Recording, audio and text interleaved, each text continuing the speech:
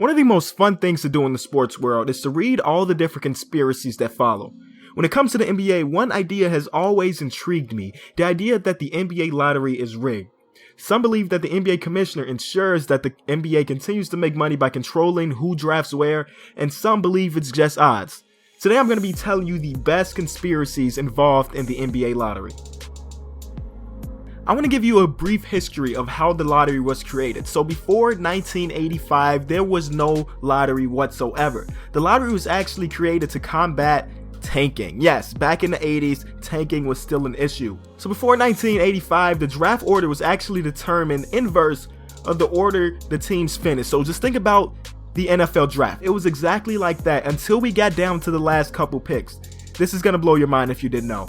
The number one pick between the last two teams with the worst record was determined by a coin flip. Yes, a single coin flip, a silver dollar was tossed in the air. The two owners of the two worst teams called it, and whoever got it right got the first overall pick.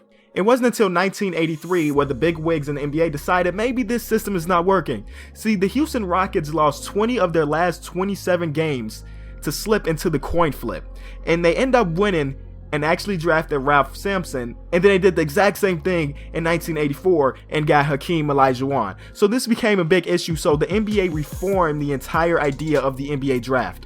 In 1985, everything changed. It changed into the envelope system. The bottom 7 teams' logos were put into an individual envelope, then put into a giant spear where they will be mixed and pulled out one by David Stern.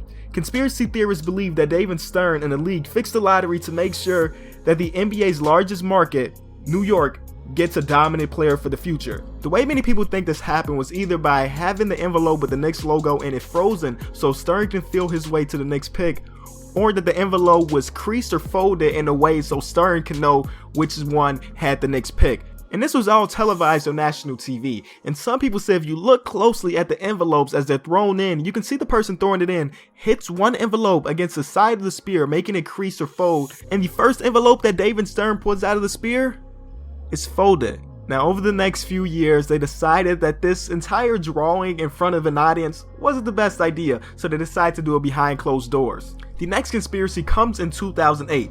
The Bulls were still trying to get back to the promised land after the 6 rings in the 90s, led by, of course, Michael Jordan and Phil Jackson. The Bulls would miss the playoffs 7 times after Jackson and Jordan left the team. Going into the 2008 lottery, the Bulls had a 1.5% chance of winning it all. And of course, in 2008, the number one prospect on the draft boards was none other than Derrick Rose, a Chicago native who was going to be the Bulls' savior. This is another case of a big market team that needed to get good right away so the NBA can make its money. Rose eventually would lead Chicago to a playoffs in his very first season, win Rookie of the Year, and eventually win an MVP a couple years later.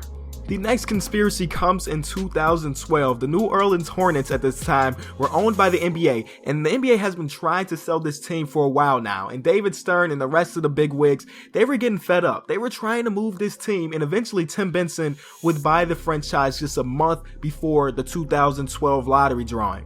Now in 2012, the Charlotte Bobcats finished with the worst record of all time at that time, 7-59. Remember, this was a year following a lockout, and they eventually earned the title of the worst team ever. A month later, after buying the Hornets, Tim Benson and his team win the lottery, and they draft their franchise player, Anthony Davis. Now, conspiracy theorists believe that David Stern promised Tim Benson the first overall pick to ensure him to buy this team. The last lottery conspiracy theory on my list comes after the decision.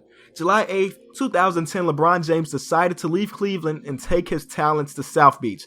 Cleveland went from having the very best record in the East to the worst. They had a 19.9% chance of winning the lottery in 2011, and they eventually did.